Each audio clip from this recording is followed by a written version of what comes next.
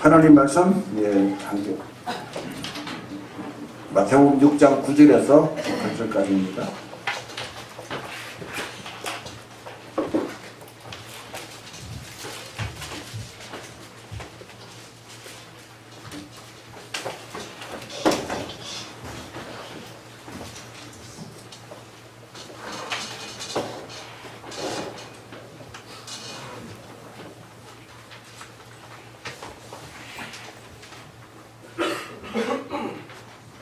네, 교독할게요. 18절까지 합니다.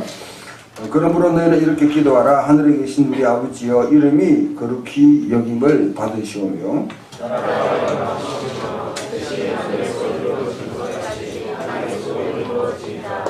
오늘 우리에게 일용할 양식을 주시옵고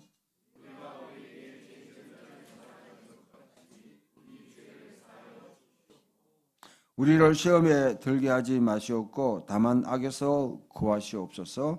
나라와 근세와 영광이 아버지께 영원히 사옵나이다. 아멘.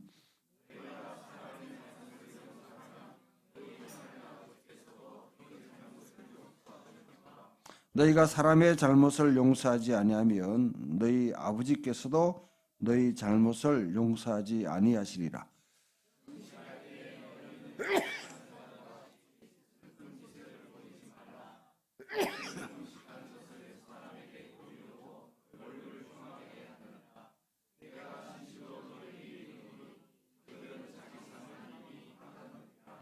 너는 금식할 때에 머리에 기름을 바르고 얼굴을 씻어라.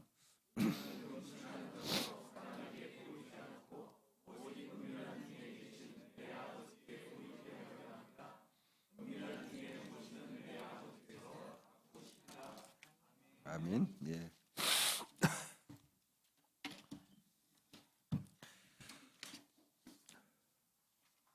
성탄절이 거의 이제 턱 밑에까지 왔는 것 같아요. 어릴 때는 성탄절 딱 뭐 되면 연말 되면 한 달 전부터 마음이 두근두근거리고 또 교회에서도 일단 뭐 한 달 전부터 주일학교 때는 뭐 연극 준비하고 뭐 발표 준비한다고 뭐 한참 분주했고요. 또 그림마다 이 뭐 그 당시는 하여튼 이렇게 성탄절 분위기가 확 달아올랐는데 점점 갈수록 이제는 성탄절 분위기가 이제는 좀 사라지는 것 같아요. 그냥 뭐 거의 평상시처럼 계속 앞에 있는 데코가 좀 변하기도 하고 그렇게 했지만은 저만 그렇습니까? 저만 그래요? 대부분 다 그렇죠. 왜냐하면 이전에는 또 왜 성탄절 전에 다 카드 같은 것도 이렇게 막 만들어가 보내고 받고 뭐 이러니까 분주하고 그랬는데 요즘은 다 SNS로 그냥 다 뚱치잖아요. 그죠? 딱 올리 뿌리고 뭐 그렇게 하니까 이런 게 이제 조금 많이 차이점인 것 같아요. 저는 이게 좋은 현상일까 안 좋은 현상일까? 안 좋은 현상이다. 예수님이 잊혀지나요? 왜 산업이 발전에 우리나라 경제 발전에 좀 제해가 됩니까? 이 성탄절 좀 세일이라든지 이런 게 잘 돼야지. 아니면 뭐 기독교가 쇠락하는 하나의 이 신호 같아요. 현주 지사님 어떻게 생각하세요? 양극이 또 갈라지는. 그래요.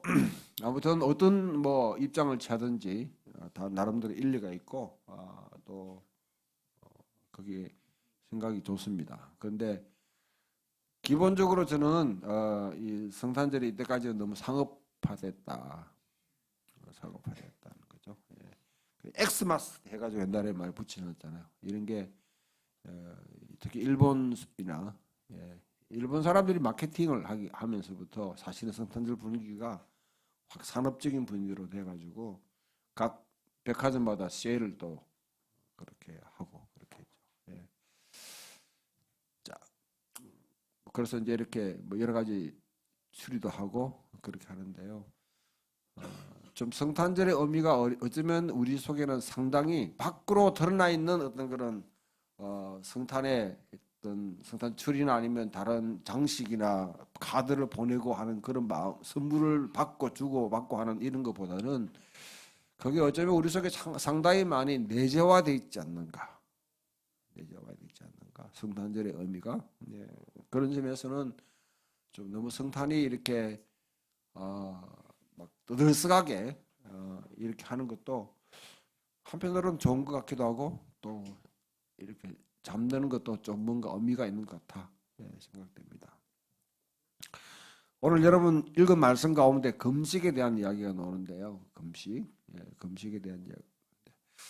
사실 제가 어제 설교를 준비하면서 고민을 좀 했습니다. 이 성탄이 다가오는데 이 계속 강의를 계속 해야 될지 본문 강의 설교처럼 해야 될지 아니면 성탄절 메시지를 전해야 될지 고민이 좀 됐는데요.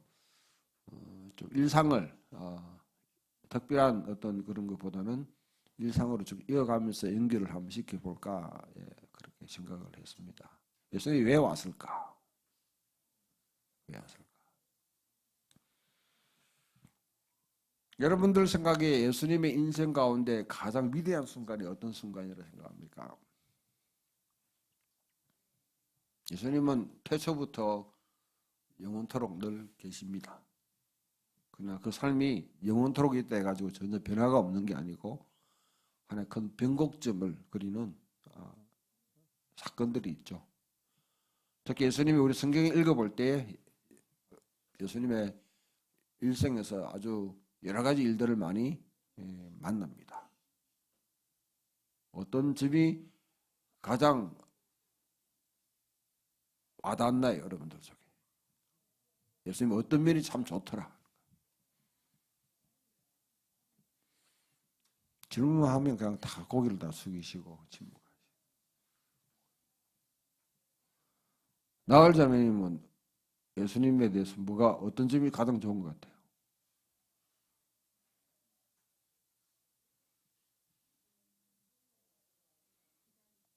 기다려 주시고 끝까지 계속 기다립니다. 기다리게 하지 마십시오. 네. 또요. 형진? 오랜만에 왔는데 구구선님 대답해봐요.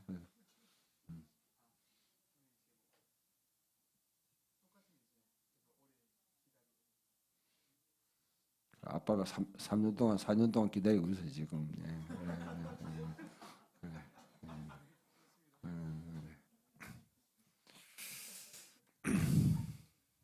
또요. 우리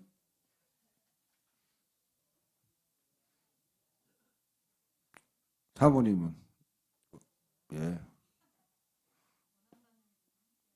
고난 받는 일과 함께 하신다.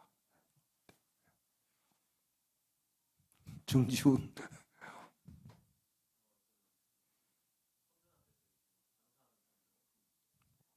되게 혁명적이네. 내 떠날 때가 뭐 불과 있은지 1년밖에 안 되는데 이상하게 혁명적으로 변한 것 같아요. 뭐 각기 여러분들이 느끼는 게 또 다 다를 겁니다. 메이드 인 풍경 그걸 어떻게 생각해요? 응? 동행하신다. 굉장히 수준 높잖아요, 이게.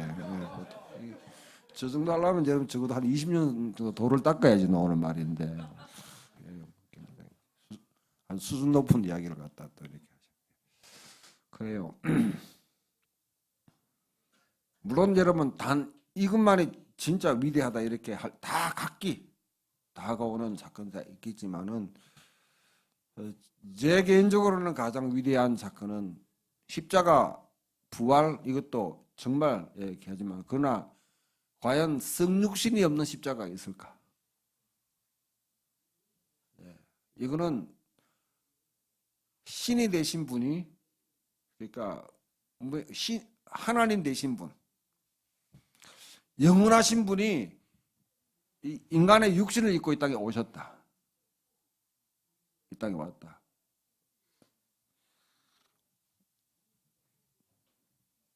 참 이거는 이게 결국은 세상을 변화시키는 능력이죠. 변화시키는 능력. 만약 그렇지 않고 예수님이 있는 곳으로 우리를 올라오라고 했다면, 예수님의 수준으로 우리를 다 끌어올리려고 했다고 그러면 아마 기독교는 또 하나의 실패한 종교가 될 거예요. 그러니까 높은 데 계신 그분이 우리의 눈높이로 내려오신 거죠.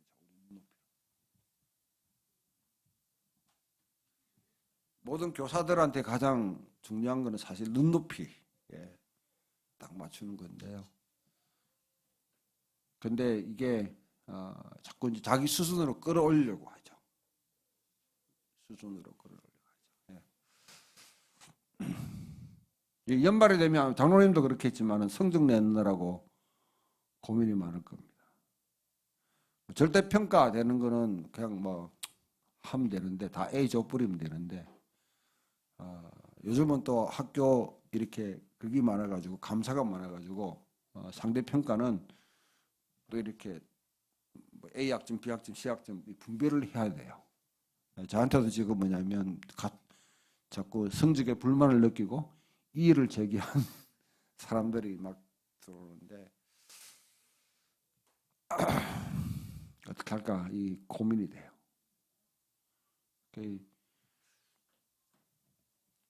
가르치는 자로 그 평가하는데 평가의 기준이 뭔가?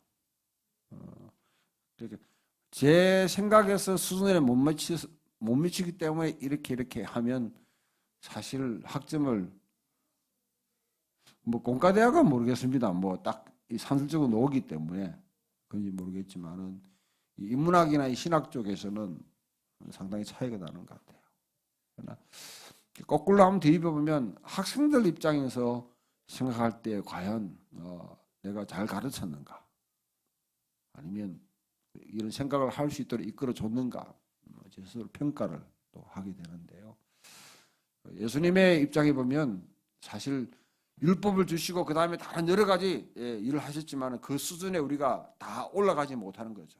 모든 사람이 죄를 범하였음에 하나님의 영광에 이르지 못하다. 하나님의 수준에, 이 말은 하나님의 수준에 턱없이 모자란다는 거죠. 1%, 2% 모자란 것이 아니라 턱없이 모자란다는 거죠. 이때에 주님께서 아예 과감하게 하늘보다를 버리시고 우리 인간과 같은 육신을 입고 오셨다는 거죠. 책을 아마 여러분 3권 정도 펴냈는데요. 첫 번째 책은 우리 풍경있는 교회를 함께 하면서 한 4년 동안 경험했던 걸 그대로 그냥 적었기 때문에 불과 한 10일 정도 만에 그냥 다 완성했어요. 머리에 있는 거 다 풀어내니까. 근데 이 책은 나름대로는 좀 지금 뭐 출판계가 별로 이렇게 얼어붙어 있는데 선방했습니다. 한 6책까지 나왔으니까. 지금 출판 시장에 그 정도 나오기 힘듭니다. 유시민 아니면요. 힘들어요. 근데 그 두 번째 나사렛, 세 번째 요한계시록 강의는 잘 안 팔리는 것 같아. 특히 두 번째 책을 갖다가 제가 분석해, 제 나름대로는 가장 아끼는 책이고, 아주 제 나름대로 생각을 갖다가 정말 함축해서 풀어낸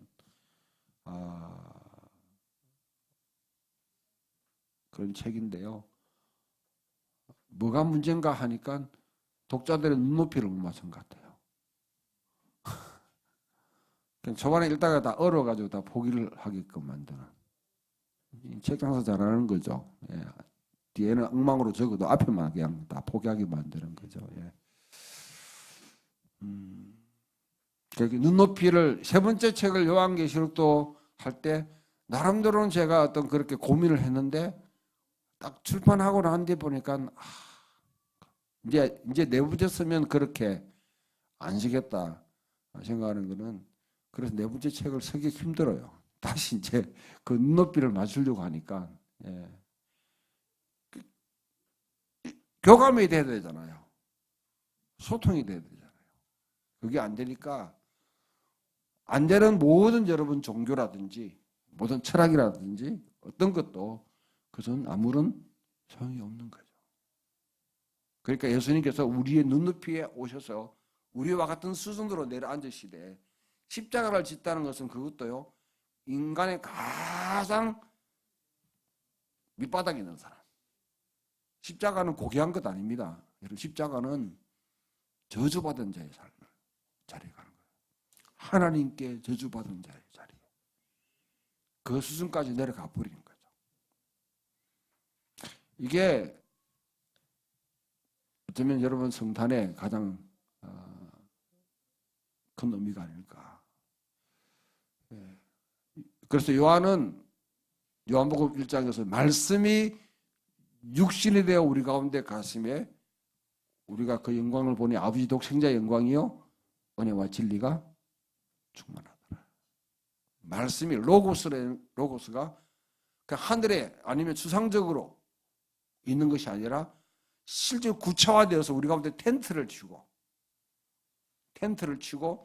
우리와 같이 뭐냐면 그랬다는 거죠. 그것을 보고 은혜와 진리가 충만하다. 우리는 되게 하늘을 쳐다보고 은혜와 진리가 영광이 있다 이렇게 하는데 성경은 육신을 입은 예수. 그런요 당시에 지성인들의 헬라와 이 로마의 철학에 깊은 영향을 받았던 이 지성인들에게는 엄청난 충격이자 이건 반란입니다. 지성적인 반란입니다. 완전히 헬라의 세계관을 뒤엎어버리는 엄청난 사건인데 그 말씀을 하셨다는 거죠. 왜 오셨을까 그러면? 왜 오셨을까? 아까 우리 기다려주신다? 또 함께 동행하신다? 이런 말씀을 이렇게 하셨는데요. 그 말씀이 아마 우리와 같이 그냥 위에서 쳐다보면서 언제 그렇게 될래 하고 이렇게 하는 것이 아니라 옆에 있듯이 같이 있으면서 기다리시는 거죠. 같이 동행하는 거죠. 그죠? 동행하는 이유는 뭘까? 우리 인간에게 있는 결정적인 여러분 이런 결핍된 문제가 있는데요. 그것들을 해결하지 못하는 이상은 인간은 영원토록 어떤 여러분 체제나 어떤 왕조나 어떤 정권이 바뀐다 할지라도 이스라엘 백성들이 애굽이라든지 여러분 그다음에 광야 생활 지나고 와가지고 그다음 사사기 시대도 보내고 그다음에 왕조가 계속 변하고 바벨론까지 갔고 다시 돌아와서 헬라의 여러분 지배를 받고 예수님 당시 헤롯의 지배를 받아도 여전히 해결되지 않는 문제들은 있다는 거죠. 예수님이 십자가에 죽으시고 돌아가신 이후에도 여전히 인간에게는 풀리지 않는 문제들이 있는 겁니다. 로마 제국이 기독교가 되고 기독교 제국이 돼도 풀리지. 중세가 진행돼도 여전히 풀리지 않았던 문제. 중세가 끝나고 종교개혁이 일어나도 해결되지 않는 문제. 종교개혁 위로 근대사회가 이루어지고 산업발전이 이루어지면서 인간은 계몽되어지고 눈이 떠지고 뭔가 다 할 수 있다고 생각했는데도 불구하고 해결되지 않는 문제. 여전히 지금 21세기 포스트 모던 사회라고 생각하는 이 사회도 여전히 우리가 여러분 해결되지 않는 문제들이 존재하고 있는 거죠. 그건 뭘까요? 하나님을 떠난 인간이 결정적으로 여러분 해결할 수 없는 여러분 이 문제는 결핍입니다. 결핍입니다. 아무리 돈을 사둬도 더 사두려고 그래. 있는 놈들이 다른 것 같아 보면. 다른 것 같아요. 집을 여러분 몇 채를 갖고 있다더라? 예? 50채 이상 가진 사람이 좀 천몇 병이에요. 하루에 돌아가면서 하루 자는 거 아니면 다 땅도 뭐 돈도 여러분 뭐 막 그렇게 사는 이유가 뭘까요? 불안하기 때문에 그렇죠. 불안하기 때문에 그렇죠. 그래 해도 더 모자라는 거죠. 더 채우려고 하는 거죠. 권력을 가지면 계속 권력을 유지해 보려고 하고 맞보려고 하고 하든지. 똑같아요, 여러분. 성령의 체험을 받고 은사를 경험해가지고 신비한 경험을 하면 한 번 경험하면 됐는데 계속 하려고 해. 제일 어리석은 인간들이에요. 예수 믿으면서 아주 탐욕에 저지른, 아주 거룩한 것에 대한 탐욕에 저지른 사람들. 하나님이 한번 비전을 확 보여줘가지고 아주 종교적인 경험, 신비한 경험을 했으면 한 번 보여주면 가면서 생각하면 계속 보기를 원해. 그런 인간들이 이제 탐욕스러운 여러분 이 환상가들이죠. 똑같아. 예배 시간에 와서 한번 여러분 말씀으로 은혜 받았으면 인생이 디비져야 되는데 계속 그런 말씀만 계속 들으려고 그래요. 그래서 여러분 유명한 설교자한테 매니아가 돼버려가지고 이재철 또 김동호 또 뭐 이런 분들, 예? 이런 분들 메시지를 듣는다고 그냥 주일날에도 여러분 막 듣고 또 나중에 TV 보고 책 읽어보고 해도 변한 건 하나도 없으면서 나는 적어도 이런 책 읽는다고 하는 아주 이 명품적 비싼 인간들요. 이게 기독교를 타락시키는 결정적인 겁니다. 그런데 현혹되지 마세요, 여러분. 그 누구보다도 이 하나님 말씀을 능가할 수 있는 어떤 설교자의 메시지도 없습니다. 만약 여러분 거기에서 여러분들이 확신을 갖지 못한다면 여러분 영원히 남의 종이 됩니다. 목회자의 종이 돼요. 영적인 종이 되어버립니다. 결핍이 있는 거죠. 예수님이 오신 이유는 궁극적으로 여러분 우리의 결핍의 문제의 가장 심각한 문제가 뭐냐면 죄의 문제입니다. 그래서 여기 주기도문 할 때 우리가 외우는 게 뭡니까? 우리가 우리의 죄를 사하여 준 것 같이 우리의 죄를 사하여 주시옵고. 근데 왜 성경을 이따위로 번역했는지 모르겠어요. 왜 원문을 갖다가 이렇게 분명히 여러분 성경에는 우리의 빚을 탕감해 준 것 같이 우리가 우리의 빚을 탕감해 준 것 같이 우리의 빚을 탕감해 달라고 하는데 Forgive our debts as we have also forgiven our debtors.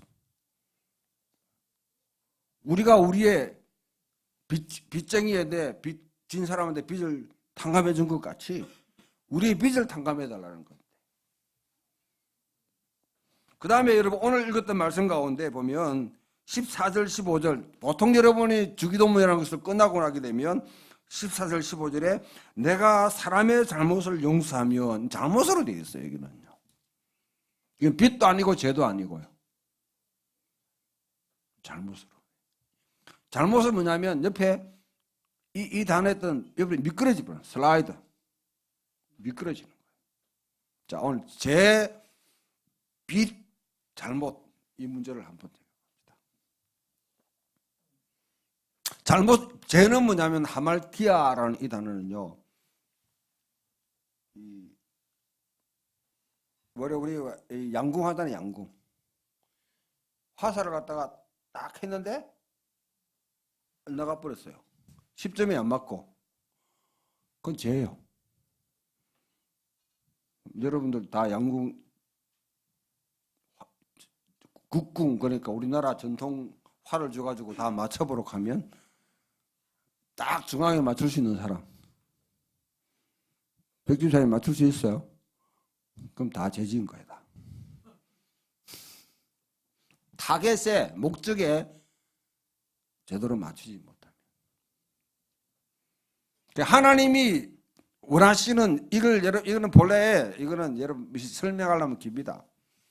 이거는 본래 여러분 아리스토텔레스의 시학에서 나오는 하나의 미국에서 어떤 그 이 캐릭터, 그러니까 이 등장 인물하고 등장 인물이 그것을 제대로 소화해내지 못하는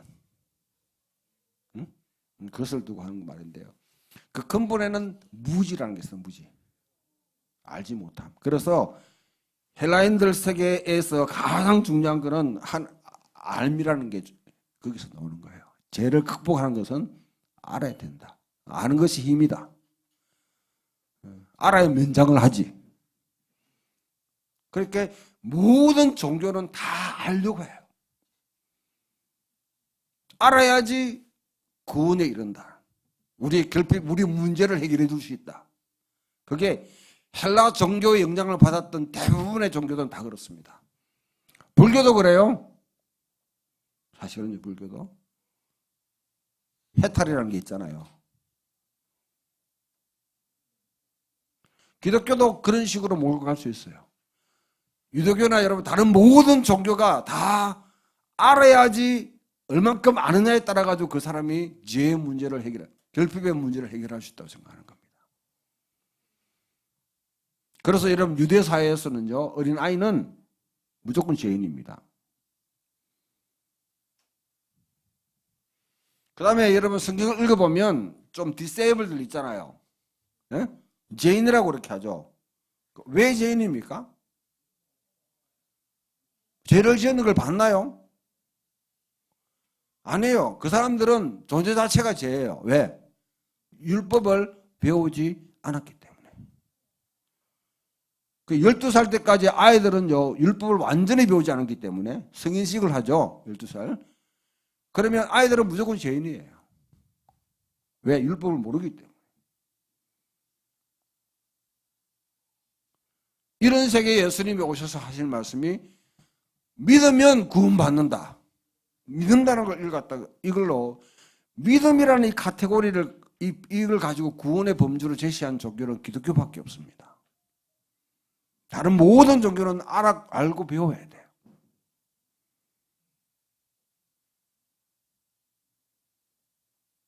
근본적으로 죄라는 문제는 우리 결핍에서, 무지에서 오는 겁니다.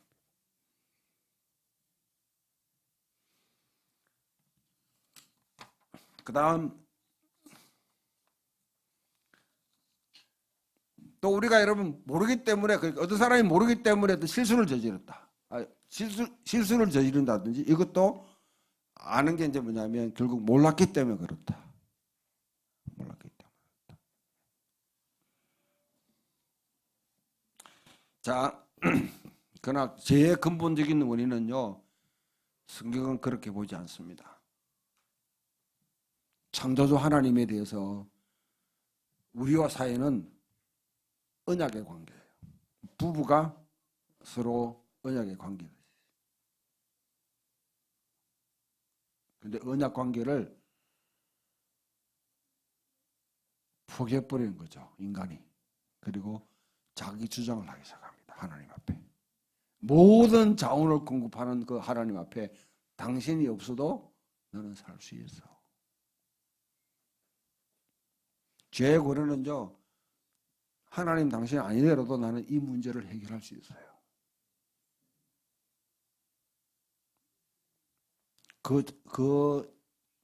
기본적으로 그 태도가 하나님을 인정하지 않는, 창조주를 창조주로 인정하지 않는 것 자체가 죄입니다. 수학 문제 푸는데 하나님이 잘 풀까? 나을 자매가 잘 풀까?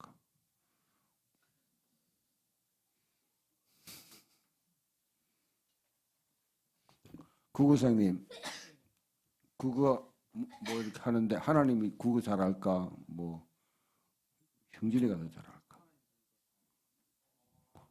하나님 먼저 한글 공부했나? 전제하기 때문에 글쎄 뭐 전제하다가 할 수 없지, 뭐 넘어가야 되지. 근데 실제로 여러분 가르칠 때, 국어를 가르칠 때 내가 하나님보다는 내가 못합니다 하고 가르치 아니면 하나님보다는 난 이게 좀 더 잘 할 수 있는데.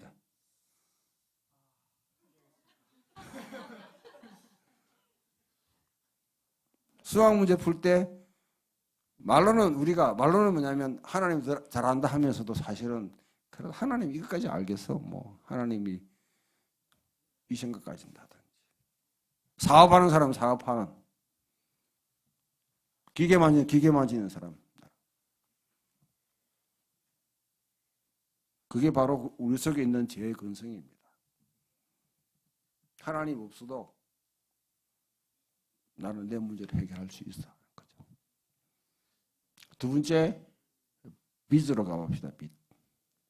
뭐 지난주도 했습니다만은 빚진다는 거는요, 여러분, 죄는 하나님께 죄 지으면 빚지는 거예요. 자, 부부 사이가 있는데 너무 모델을 하니까 오늘 부담스럽겠다. 장로님 두 부부 이렇게 있는데 한 번도 싸운 적이 없어요? 인꼬 부부 같아가지고 너무 많습니까? 네. 그러면 어떤 문제가 있기 때문에 싸우잖아요, 그죠? 다투잖아요. 그럼 어떻게 해결합니까? 서로 대화해서 서로 이제 인정을 하는 겁니까?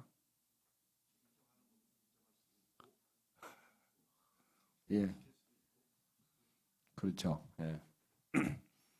하나님과 관계도 마찬가지입니다. 서로 잘못했는데 서로 대화하는 거죠. 내가 이것 때문에 잘못했습니다. 죄졌습니다.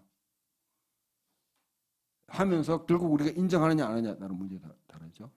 아무튼 관계에서 뭔가 삐긋나는 거예요. 하나님과의 부부 사이에, 부모와 자식 간에, 국가와 백성 사이에, 학생과 제자 사이에, 모든 관계들로 다 친구와 친구 사이에. 교회는 결국 목사와 성도들이 아니에요. 성도와 성도들입니다. 사이에서 서로와 해야 될 일을 갖다가 하지 못하는 거죠. 그러면서 자기 주장을 하기 시작하는 거죠. 내가 잘났다. 내가 똑똑하다. 내가 해결할 수 있다. 당신 없어도 돼. 당신 없어도 돼. 바로 그게 죄의 근원입니다. 셀프 어서티브 윌, 자기 스스로 주장하는. 그러니까 인간 사이에 여러분 죄를 지으니까 해결해야 되죠. 우리가 인간이 하나님께 죄를 짓게 되면 그런 하나님께 빚지는 겁니다. 하나님께 빚지는 거예요. 그럼 그 빚을 어떻게 갚습니까? 그 빚을 갚는 것이 바로 대속제물, 대속이라는 게 나오죠. 그래서 예수님이 우리에게 영원한 대속물이에요. 랜섬이 되는 겁니다. 랜섬. 대속물이 되는 겁니다. 십자가에 돌아가시므로 말미암아 구약에 수없이 들은 수많은 제사가 더 이상 무효화시키는 거죠. 그런데 이 제사를 다시 복원하려고 하는 인간들이 있어요. 돌덩어리들이 있어요. 이스라엘 지금 현 정부가 지금 시오니즘을 하는 사람이 그렇게 해요. 또 그것을 뒷받치고 있는 기독교인들도 있어요. 기독교 시온주의자들. 이 예수님의 대속의 이 원리를 갖다가 깡그리 무시해버리는. 그러면서도 일광주로 기도한다고 생각하고 자기들이 옳다고 생각하는 사람. 두 번째, 빚으로 가면요. 빚의 문제를 이해하려면 희년제도를 이해해야 되는데요. 가장 중요한 거는 여러분들이 보면, 자, 그러니까, 룻기를 한번 생각해 봅시다. 나오미가 그 남편과 더불어서 이스라엘 땅에 기근이 있으니까 모압 땅으로 갔다는 자체가 그게 죄입니다, 죄. 문제예요, 문제. 갈 때 그냥 가나요? 자기 전답을 다 팔아버리죠. 전답을 팔고 갔죠. 갔는데 잘 됐으면 좋은데 망해가 돌아왔어. 남편 잃고 자식 잃고 다 잃고. 돌아오니까 먹고 살 곳이 없어. 생계를 유지할 수도 없다는 거예요. 살 집도 없어요. 그러면 그 여러분 이방인 특히 여인 자기 룻을 데리고 왔는데 그 룻이 그러면 그 땅에 이스라엘 땅에서 살려고 하면 방법이 뭐예요? 어떻게 됩니까? 네가 남편 잘못 만나가지고 망했잖아. 네가 알아서 해라 하면 사실 여러분 오늘 돈 있는 사람들 좀 그런 식으로 이야기하잖아요. 못 먹는 사람이 있으면 네가 노력 안 해서 그렇지. 네가 능력이 없어 그렇지. 네 공부 안 해서 그렇지. 어? 집안이 너 집안에 뭐 그런 집안에 누가 태어나라고 했나? 저 실력으로 돌파해라. 응? 그게 여러분 있는 사람들이 하는 이야기지 않습니까?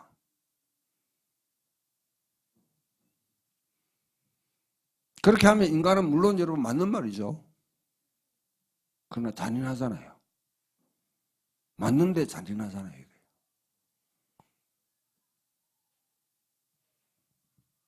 그 룻이 결국 그 땅에 정착하기 위해서는 누군가 돌봐줘야 돼요. 그냥 매일매일 여러분 양식을 준다 해가지고 그 사람이 살아가는 이거는 동량입니다. 동정이에요. 그것을 성경은 이야기하는 건 아닙니다. 매일 국을 하듯이 뭐냐 매일 먹을 거다 제공해주고 그냥 살집 제공해주면 룻의 문제를 해결한다? 성경이 해결하는 방법은 그게 아닙니다. 뭡니까? 결국 보아스가 고엘이 되는 거죠. 고엘. 그것을 구속자라고 해요. 구속자. 리뎀션이라고 그렇게 합니다. 앞에는 랜섬 대신 바꾸치기 해가지고 이렇게 희생시키는 거고 희생되는 거고요. 이거는 뭐냐 고엘이라는 것은 빚진 사람의 빚을 갖다가 먼저 갚아줘버려요. 땅을 갖다 팔았다. 본인은 뭐냐면 땅을 다시 되돌려 받을 수 있는 능력이 없어요. 이걸 전제하는 거 여러분 희년 제도를 정해 50년이라는 세월 동안 보면 만약에 40년대에 집을 팔았으면 돈이 더 많아요. 30년대 남았으면 더 적고 10년째 남았는데 희년이 10년째 남았는데 집을 갖다가 팔면 더 돈이 더 적어지겠죠. 희년과의 거리가 많아질수록 이 가치가 달라지겠죠. 노예가 되는데도 내가 종으로 팔리는 것도 마찬가지입니다. 40년째, 30년째, 20년째, 10년째마다 다 노예 가격 자체가 달라져요. 왜냐하면 50년째 되면 해방돼야 되니까. 해방돼야 돼요. 자, 이런 상황에서 지금 20년째 돌아왔는데 집은 없어. 기다리려면 20년 기다려야 돼. 집 없이. 그럼 그 문제를 누가 해결해 줍니까?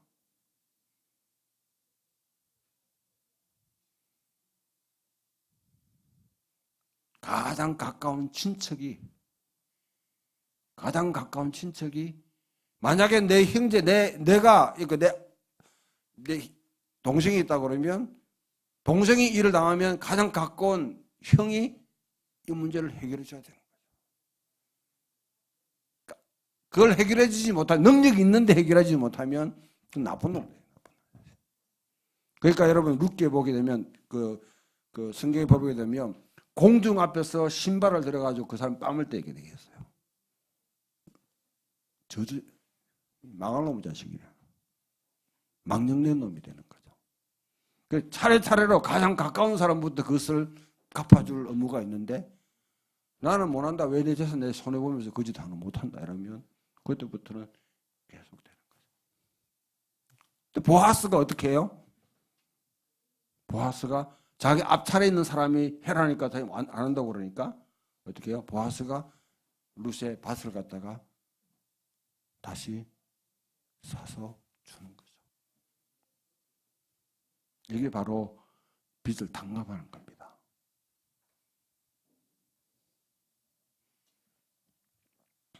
믿음의 형제 자매들이 같이 다 살고 계시는데 이게 현실 교회에서 실현 가능합니까? 아마 형제 자매들 여러분 빚 갚자고 이렇게 해버리면 아마 여러분 교회는 빚쟁이만 남아있고 다른 사람 다 나가볼 거래요.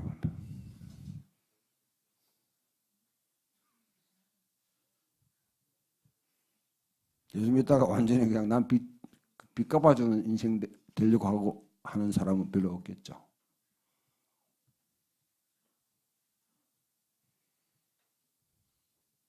그러니까 여러분들 뭐 그리스도 안에서 형제 자매라는 말이 이게 입 빨린 사탕 발린 말이지 사실은 이게 뭐 그까지 그런 생각이 없다면 형제 자매라고 말하지 말아요.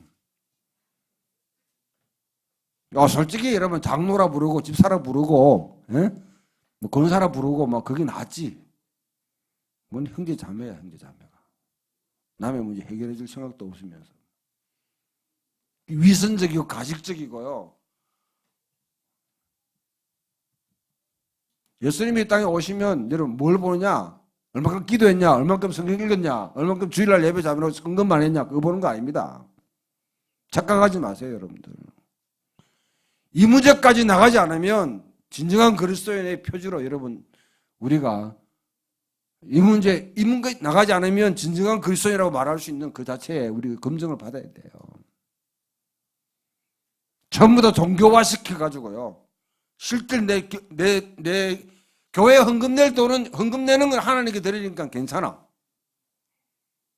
근데 어려움을 당한 사람한테 주는 거는 뭔가 찝찝하고 이거는 뭔가 불안해. 예수님이 이 땅에 오셔서 그 문제를 갖다가 거꾸로 디비나 버리는 거죠. 하나님만 쳐다보지 말고 옆에 있는 사람 보고 땅을 쳐다봐라는 거죠. 직접 본인이 십자가에 매달아 죽게 결정해 버렸어요. 예수 믿는다는 것은 십자가에 죽기를 결정하는 겁니다. 심각한 거예요. 물릴까? 교회 잘못 들어오신 것 같아, 진웅 형제. 예?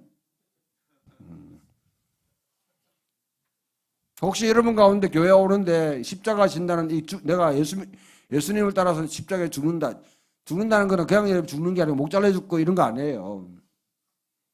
아주 패가 망신하는 겁니다. 패가 망신이라는 말이 뭡니까? 이 땅의 지탄의 대선에 저주받아 죽는다는 거죠. 그게 결정하지 않으면 여러분들 뭔가 잘못 돌았습니다. 이렇게 하면 한 목사님 교회 장사 안 되겠지? 이런 글씨 강남에서 얘기해버리면 다 도망가지 않겠어요. 그러니까 이빨림하고 포장해가지고 복 받는데 뭐 3, 4대만 요거 문틀어 너 자식이 복 받는데 이래가지고 하는 게 이렇게가 중세화돼 버린 교회가 이 본질을 없애버리니까 빚 문제 우리가 다 책임질 수 없습니다. 그리고 제일 나쁜 인간들은 뭐냐면 갚을 수 있는 능력이 있는데 남이 갚도록 만드는 사람. 그건 아주 그냥 하나님 분리 가가지고 회초리로 뒤기 맞고 성냥권정이로 5대 더 맞아야 돼. 문제는 주변에 있는 사람의 어려움. 가장 기본적인 건요. 생존의 기로에 있는 사람. 기본 소득. 그게 유업입니다. 유업.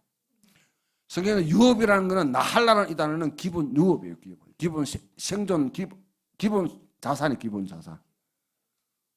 기본 자산이 없이 내가 여러분 생계의 문제에 시달리는 사람에 대해서는 이거는요 국가가 책임지든지 교회가 책임지든지 가족이 책임지든지 누군가 책임져야 돼. 이 세 가지 중에 한 개가.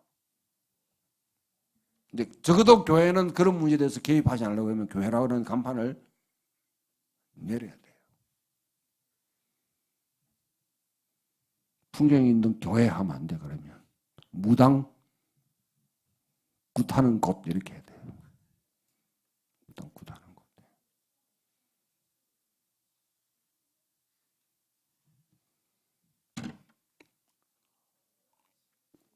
그 다음에 세 번째 잘못을 저지른 사람. 가다가 미끄러질 수 있잖아요. 미끄러지면 안 돼요?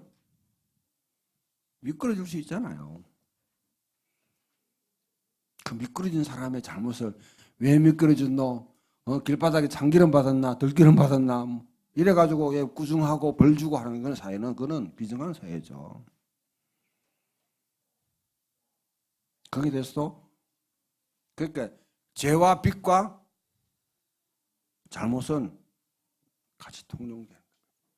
그것을 예수님이 다 근본적으로 그 문제를 해결하기 위해서 이 땅에 오셔서 십자가에 돌아가심으로써 해결하셨다. 문제는 하늘과의 관계 문제는 하나님이 해결해 버렸어요. 예수님이 하나님과의 채무 관계는 다 해결했습니다. 믿으면 그 문제는 해결돼요. 그러나 이 땅에 사람과 사람 사이의 문제, 집단과 집단 간의 문제, 국가와 국가 간의 문제는 예수 믿는 사람들이 그 문제를 풀어가기 시작해야 됩니다. 예수 믿는 사람들. 그 부담을 져야 돼요. 교회가 안 지려고 그러죠. 그게 바로 여러분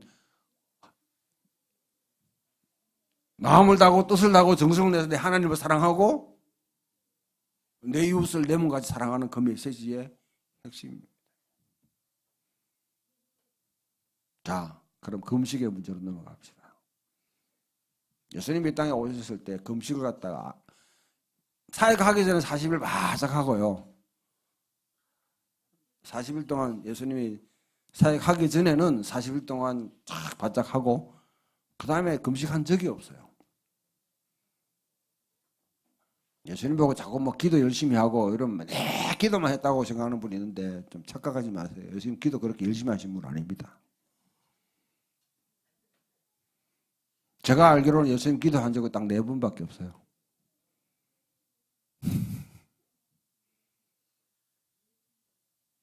그 4번이라 해가지고 여러분 내가 알고 있는 겁니다.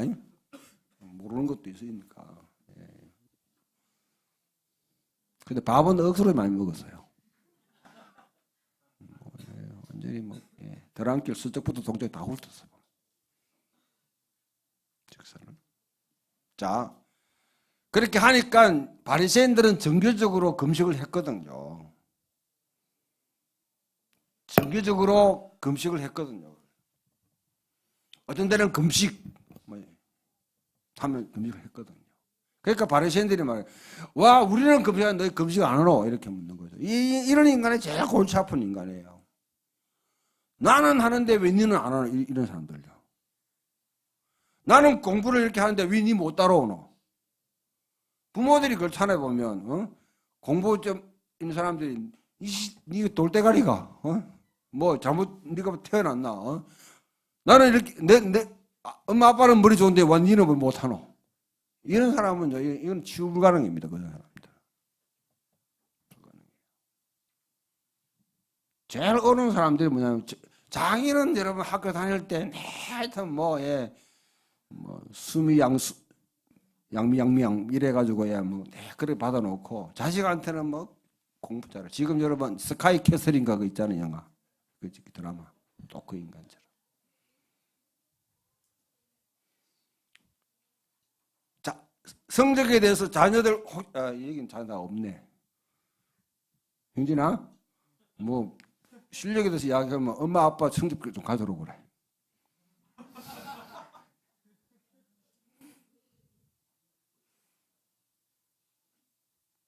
아무튼 이제 이 말을 하는 거는요. 바리새인들 그렇게 하는 거죠. 나는 금식하는데 왜 너는 못하노? 안 하나 이렇게 하니까 예수님이 하셨던 말씀이 이 말입니다.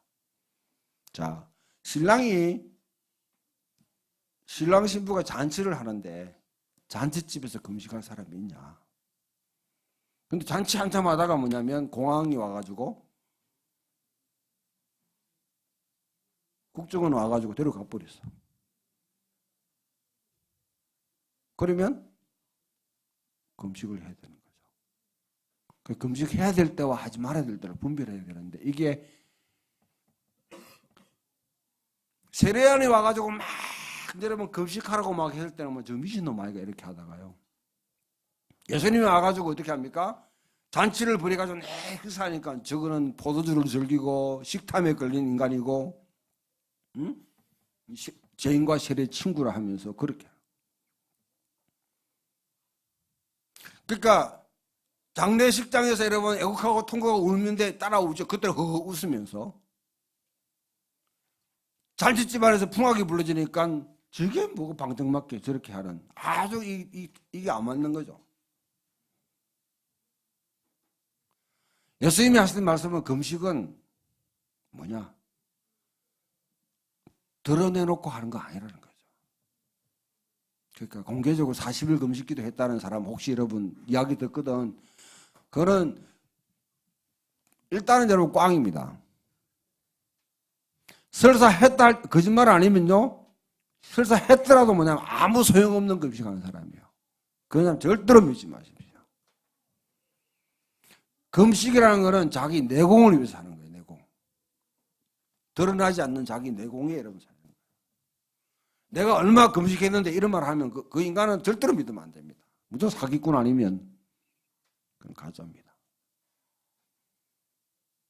그 진짜 금식의 의미를 보면 이사야 58장 펴보십시오.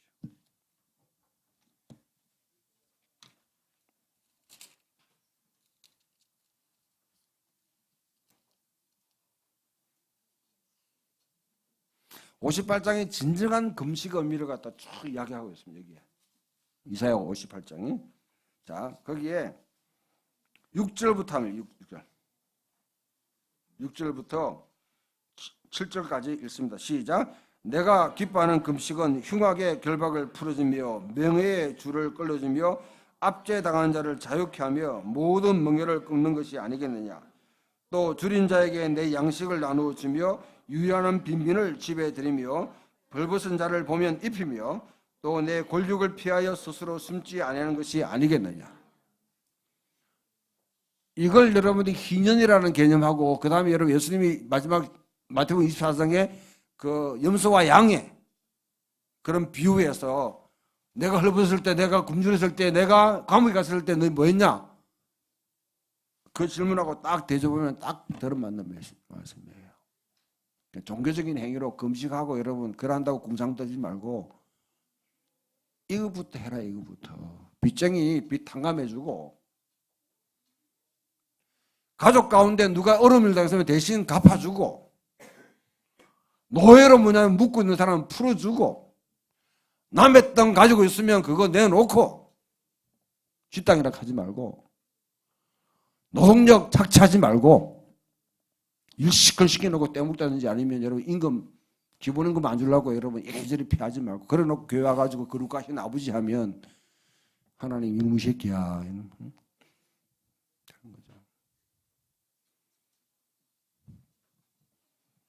예수님이 그런 세상 만들기 위해서 오셨습니다.